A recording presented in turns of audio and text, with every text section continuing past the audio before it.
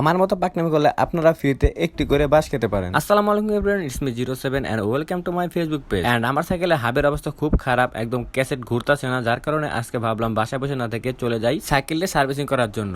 And একটু ride করে চলে আসলাম শপে। আর শপে আসার পর আমার পিছনের চাকাটি খুলে ফেললো এবং কি একটি আধ্যাত্মিক মেশিন দিয়ে আমার সাইকেলের ক্যাসেটটাও খুলে ফেললো। এন্ড এরপর হাব থেকে ক্যাসেটটি সরানোর পরে দেখলাম ক্যাসেট ভাই এত লেভেলে শক্ত হয়েছে, মার্কে যে ইটা এই হাবের যে গোল এটা ভাই এত শক্ত বলার বাইরে, যেটা মনে করেন আপনারা হাত দিয়ে আর ঘুরাতে পারবেন না। ক্যাসেটটাও কোনো রকম ঘুরছিল, তারপরে এটা গুতিয়ে মুতে মনে করেন খোলা হলো। খোলার পরে দেখি ভিতরের অবস্থা দেখেন আপনারা এরকম। এর আগের বার আমি সাউন্ড বানানোর জন্য ভিতরে রাবার দিয়ে দিয়েছিলাম যাতে দাঁতগুলো নিচের দিকে না নামে এন্ড সাউন্ড বেশি হয়, আর গিরিজও ইউজ করি না, যার ফলে এখন আমার এই অবস্থা।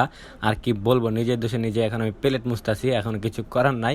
এরপরে বললাম এটাকে গিরিজ করে দিতে আর ভিতর থেকে রাবার গুলো ফেলে দিতে। হ্যাঁ, যেই বলো সেই কাজ। সবগুলো কাজ করার পর এখন দেখেন কি সুন্দর ঘুরছে। আর কি বলবো, আমি আর জীবনে ভাই হাবের সাউন্ড বাড়ানোর চেষ্টা করবো না। হাবের সাউন্ড কম থাক বাট রোলিং ভালো থাক এন্ড পারফরমেন্স ভালো দেখ, এটাই আমি চাই। হ্যাঁ, আমার সব কাজ শেষ, এখন চাকাটি লাগিয়ে দেবো এন্ড আমার সাইকেলের টিনিংটা একটু ঠিক করে নিলাম। এন্ড এরপরে আমার সাইকেলের সাসপেনশনের পাইপটা একটু কাটতে হবে।